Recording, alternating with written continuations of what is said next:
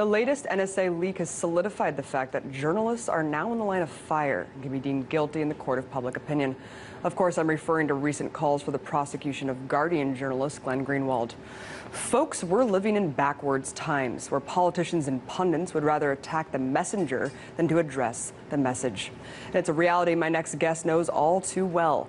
As an investigative journalist working in local television, he was criticized multiple times simply for asking questions that go beyond official narratives. In fact, he's someone I've highlighted on this show as a hero for being one of the only journalists to directly confront President Obama about his kill list and the NDAA's indefinite detention clause. Take a look.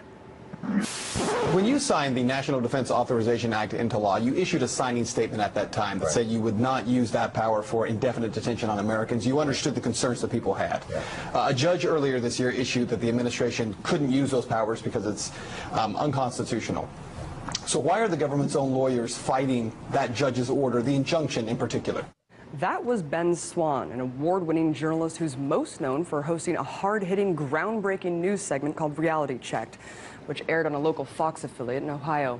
Earlier, I spoke to Ben about everything from the NSA leaks to his new media venture.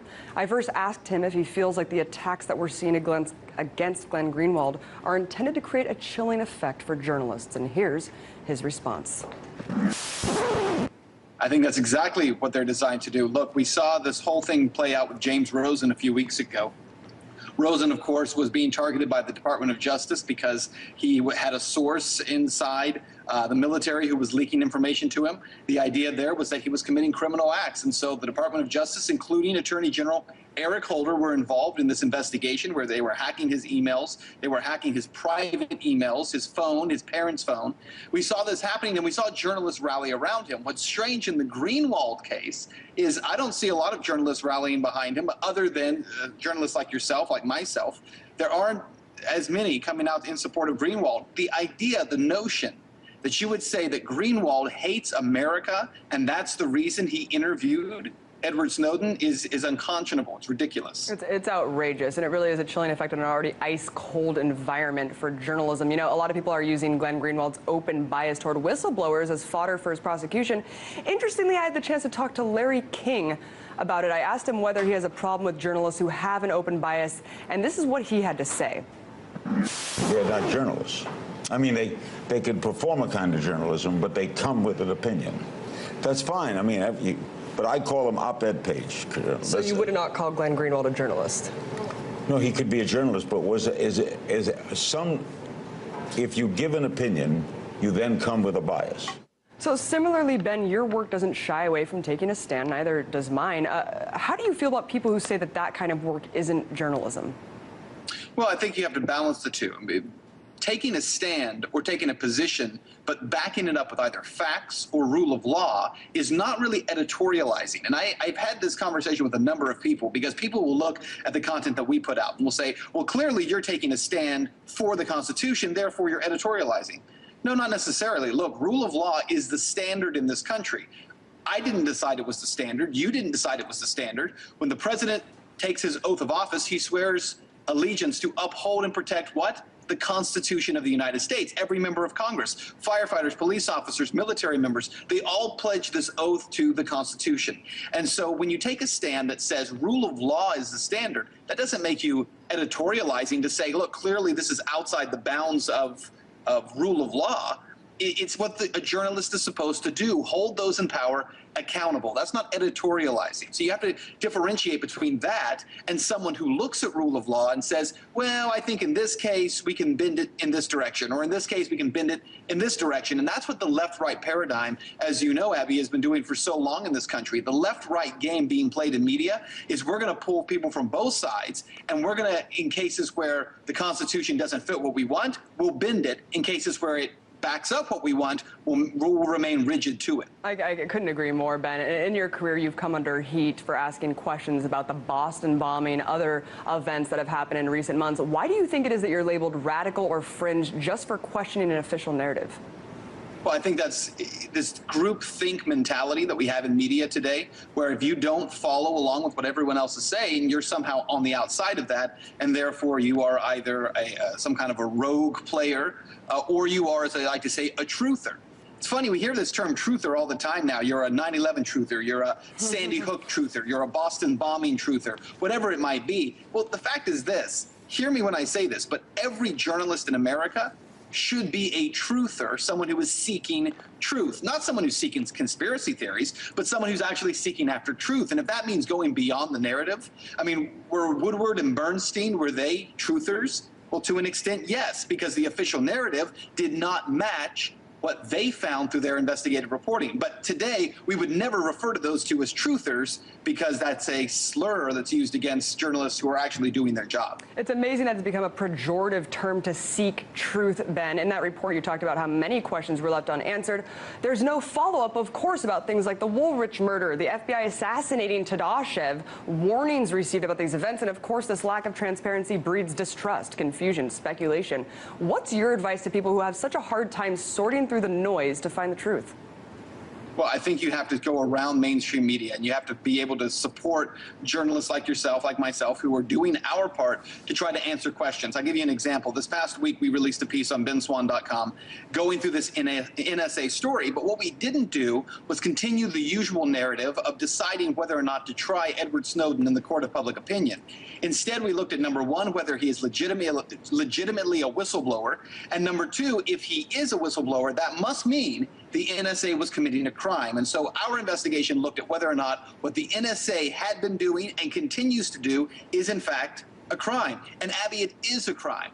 The job of a journalist is to find that information, but they need the public to then rally behind that. The problem we have today in our current media culture is people don't go to media to get information. They go to media to be validated in the belief system they already hold.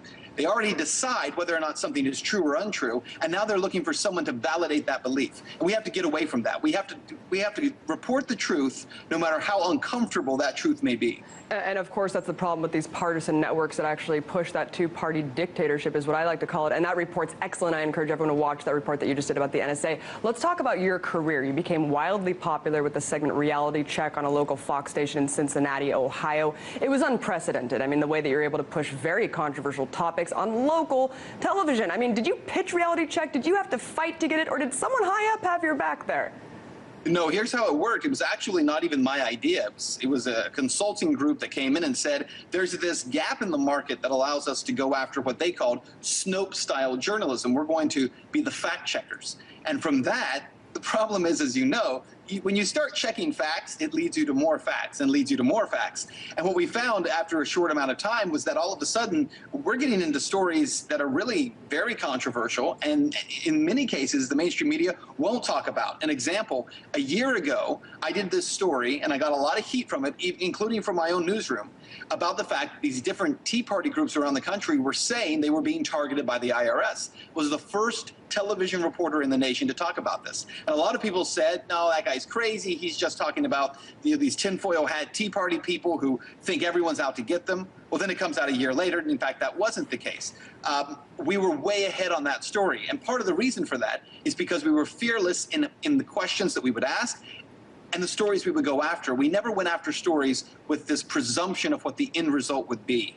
And so time and time again, we've actually been way ahead of the curve in terms of that. And that's why the decision finally came along just a couple of weeks ago to leave. And I said, you know what, it's time to step away from that and let's go out and try something different. Let's crowdsource support for journalism in this country. So many people, Abby, and I know they do with you as well, complain about the left-right paradigm in media and about corporate media in America.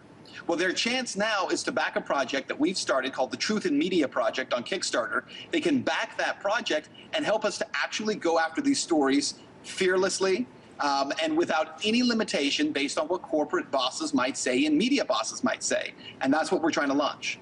Awesome, and I encourage everyone to go check it out, support you, because we need you. We need trailblazers like yourself, Ben, to really pave the way in this new media fight that we have, because it really is an information war. And I remember you've been talking about the corporate media quite a bit, this charade. I mean, I remember waking up to the charade when the media lockstep across both parties was selling the Iraq war. When was that realization for you?